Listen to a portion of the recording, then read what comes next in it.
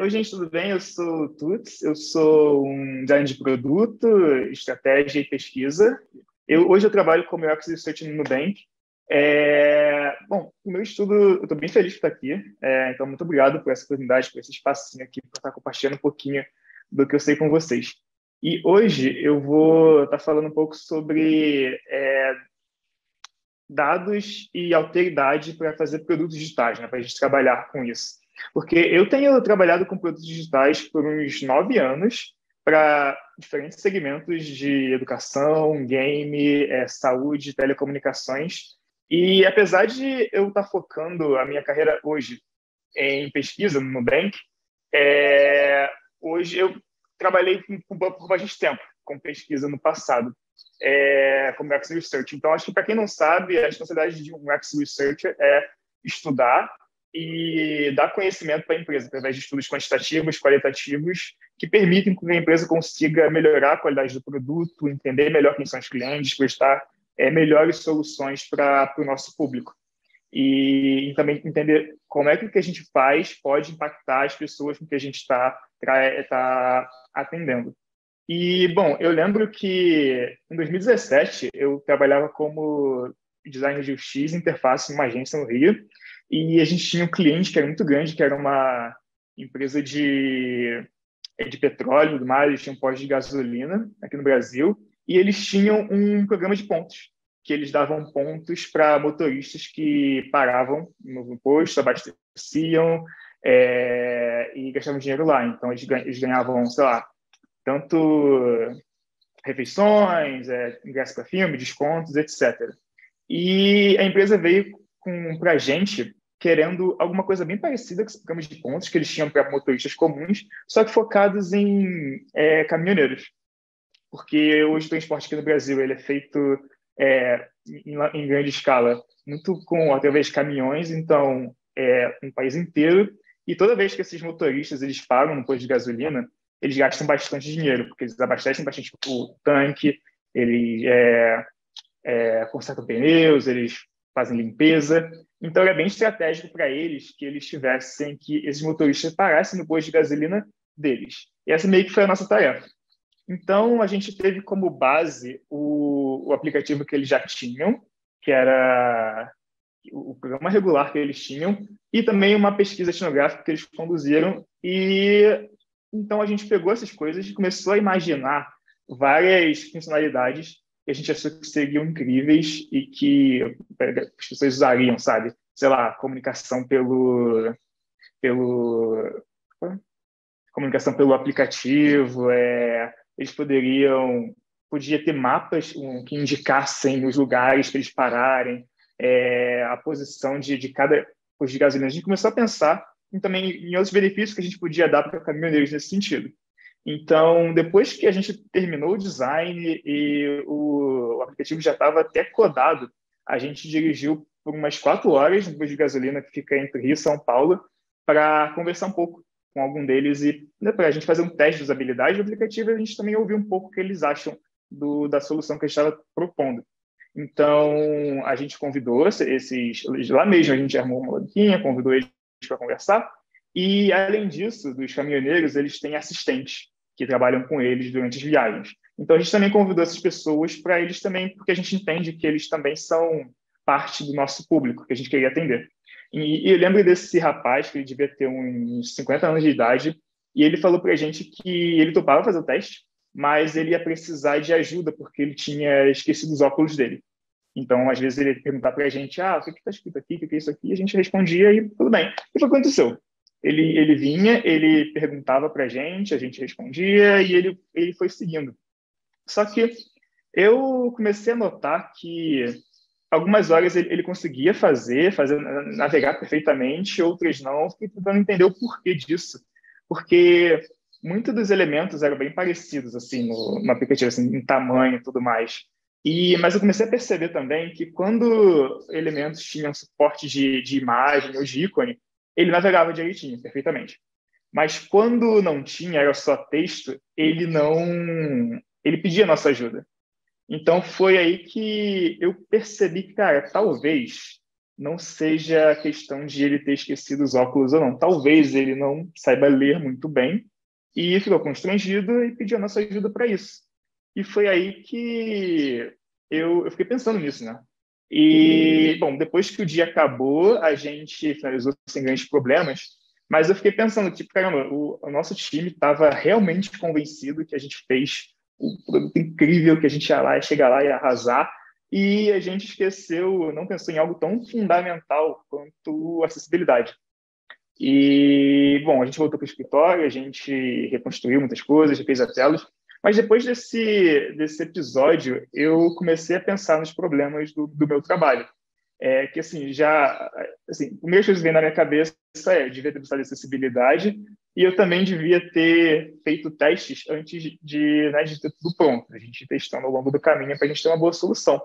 Mas pensando também que acho que o problema de verdade de todo esse trabalho foi que a gente construiu toda uma solução baseada em hipóteses não confirmadas. E que, bom, hipóteses confirmadas, não confirmadas podem ser também, né, traduzidas como suposições. Então, a gente supôs tudo que seria legal e a gente não parou um minuto para pensar que se de fato aquelas coisas iriam de fato servir. A gente foi lá, fez e de fato a gente teve que depois refazer tudo isso. A gente teve que gastar muito mais dinheiro e tempo nosso refazendo o design, refazendo as telas, o time de engenharia tendo que codar tudo de novo para a gente conseguir ter a solução que a gente acharia que fosse ideal. Então, durante o processo de trabalho, a gente acabou não indo muito atrás de dados para confirmar essas coisas, porque a gente realmente acreditou que aquela seria a solução. Então, isso foi algo que eu fiquei pensando bastante. E, bom, meses depois, o tempo se passou e eu fui num workshop sobre UX Research, porque eu queria, de fato, aprender um pouco mais sobre esse assunto, sobre a parte de descoberta. E eu lembro que a nossa instrutora, ela falou para a gente a diferença entre empatia e alteridade. E foi a primeira vez na minha vida que eu escutei a palavra alteridade.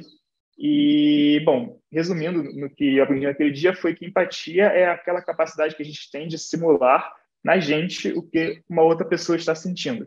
É aquele famoso, vou me colocar nos seus sapatos para ver como é que você se sente.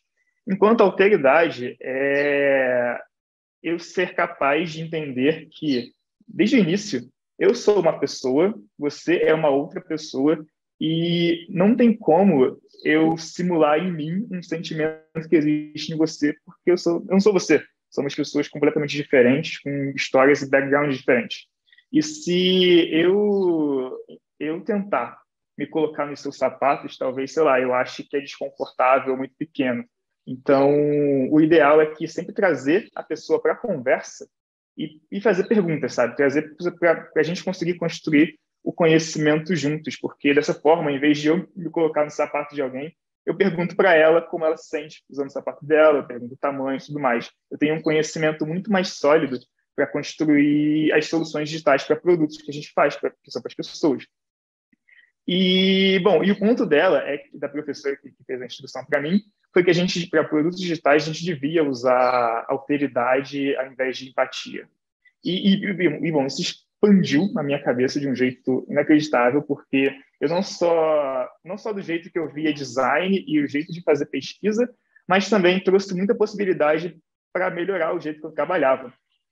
Porém, apesar disso, eu entendi que a gente tem que focar em dados para a gente vai construir soluções para design, mas ainda não, por algum motivo, naquela época, não me pareceu correto simplesmente ignorar, abandonar a empatia durante o meu trabalho.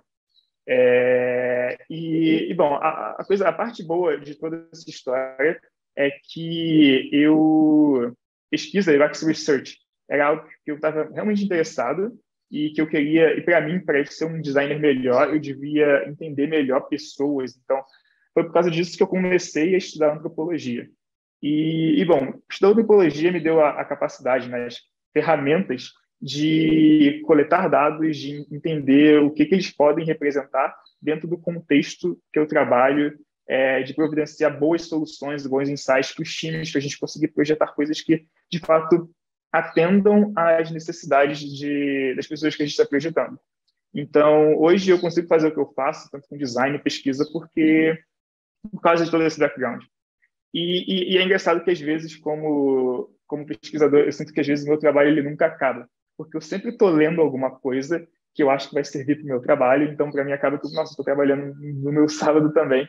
E, bom, eu estava lendo esse report da Elderman Trust Barometer, de 2022, que é uma pesquisa feita tanto no Brasil como no mundo inteiro sobre a confiança que as pessoas têm em instituições. Então, como governo, mídia, corporações e ONGs. E é bem interessante, eu recomendo todo mundo que veja, mas um slide em particular, ele chamou bastante a minha atenção, que é esse círculo de desconfiança que ameaça a estabilidade da sociedade. Em resumo, ele diz que é, o governo e mídia meio que as pessoas estão desconfiando mais das instituições que são governo e mídia por conta de desinformação que é costumeiramente promovido. E isso pode estar causando uma ameaça à estabilidade da sociedade. Inclusive, esse círculo aqui, ele mostra um pouco dessa polarização e desinformação que é promovida por instituições, causando essa desconfiança nelas. E também, o efeito que causa também é que as pessoas acabam transferindo para o papel de resolver os problemas da sociedade para ONGs e para empresas privadas, porque elas acabam desconfiando do governo e da mídia para resolver esses problemas. E esse slide ele me fez pensar bastante sobre a minha participação, né, a participação que eu tenho no lugar que eu trabalho e na empresa que eu faço parte. Porque, no final do dia, a gente faz todo esse trabalho, toda a pesquisa, e engenharia e design, mas é para servir, né, pessoas. E pessoas que vão ter suas vidas de verdade afetadas pelo que a gente faz, não importa o que a gente faça. E acaba que esse papel que a gente tem, né, no trabalho, ele demanda bastante responsabilidade.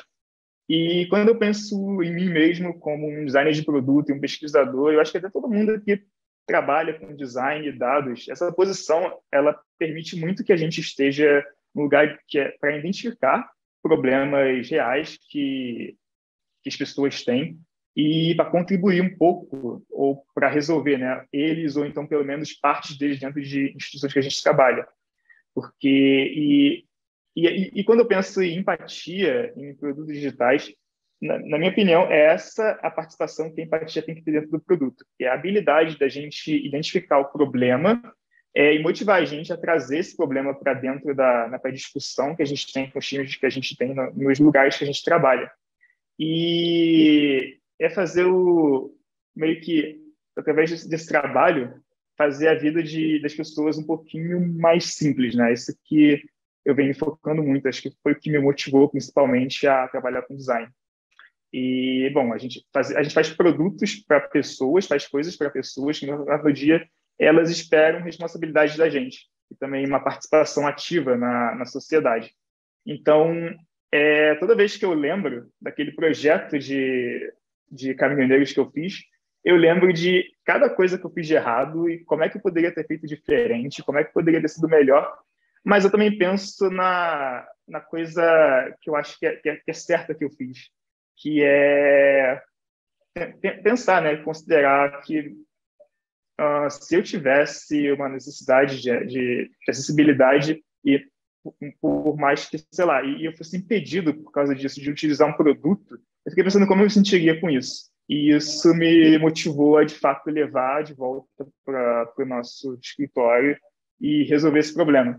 Então, hoje, quando eu penso que a autoridade ela fez eu identificar o problema real e olhar com uma certa, sabe, tipo, clareza do que estava acontecendo, mas acaba que a empatia ela fez com que eu desse a devida importância para esse problema onde eu trabalhava e esforçasse e fizesse essa discussão para a gente conseguir resolver esse problema. Então, hoje, quando eu penso muito em, sabe, empatia e alteridade, pode ser bastante difícil de balancear, mas elas são importantes para a gente causar um impacto de verdade na vida das pessoas.